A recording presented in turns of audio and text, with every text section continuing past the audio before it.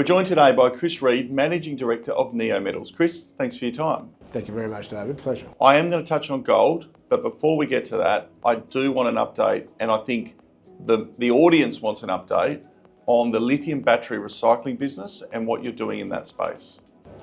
Yeah, great place to start, David. So yes, the battery business, we've been, over the last sort of 2.5 years, we've been building Mercedes-Benz, its own lithium-ion battery recycling business. We were picked as their technology partner in 2022. We had that plant opened by the German Chancellor in October last year. We are starting to commission the front section of that plant. It'll get sequentially commissioned over the course of the year. Once that's commissioned, we'll then trigger a global rollout. We've got a fantastic pipeline of prospective partners through MOUs, and we've already issued 4 licenses to customers. And how does that project advance in the coming years? So the battery recycling, we still think the recycling is the best way to play the lithium thematic. Why did we go into recycling? So we got out of Mount Marion. We love lithium. We made good money out of that, but we could see structurally long term, until Australia was producing its own lithium chemicals and converting, you have to sell to the Chinese. That wasn't where we wanted to be long term. Because the problem is you're not exposed to the chemicals, you're exposed to selling rocks to the Chinese. So we decided to go up the other end in 2016. There was no one recycling these batteries. They've got incredible value. So, a ton of batteries of NMC is the same as having a ton of ore that's 15% nickel, 15% copper, 2% cobalt and 2% lithium. You can't lose money, right? So we knew that the battery production was going up. The EVs are going up. Yes, there's a slowdown now, but we're absolutely convinced they wear out. So we've got the access to the only ore body that is growing every day, very, very high value. You're looking at about, on long-term prices, probably $7,000 or $8,000 a tonne. Now that's multiple ounces of gold equivalent, but you need a special plant. So that's where we turned our mind to developing a process.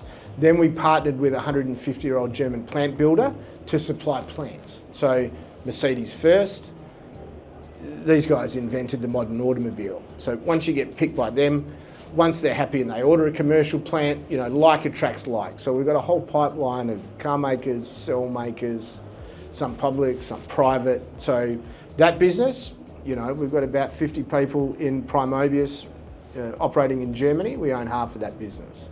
So, going well, not completely de-risked, but we will de-risk it this year. And while that's proceeding and going along nicely, you've almost taken a step back in time. For those who don't necessarily know the Neometals and the precursor to that, Reid Resources, you're a gold company, a very successful gold company, and now you're back in gold. Yeah, look, it's fair to say we had a little bit mixed success at the end, but look, I'm a 4th generation gold miner. Started working out of school on a gold mine that Dad had a share in. We develop underground open pit mines. So, we know what we're doing. We know what to do and we know not what to do. So yeah, it was, I think, we've seen the battery materials come off, a bit of a slowdown. The geopolitical hasn't helped it. The market's sort of risk off. We've seen the gold price go up. And really, we acquired about 500 square kilometres around the central Barrambie lease. And the original Barrambie lease we've been looking at for vanadium and titanium since 2003. And we were in a sale process last year and we thought, well, if we don't get what we want, we should keep the gold rights.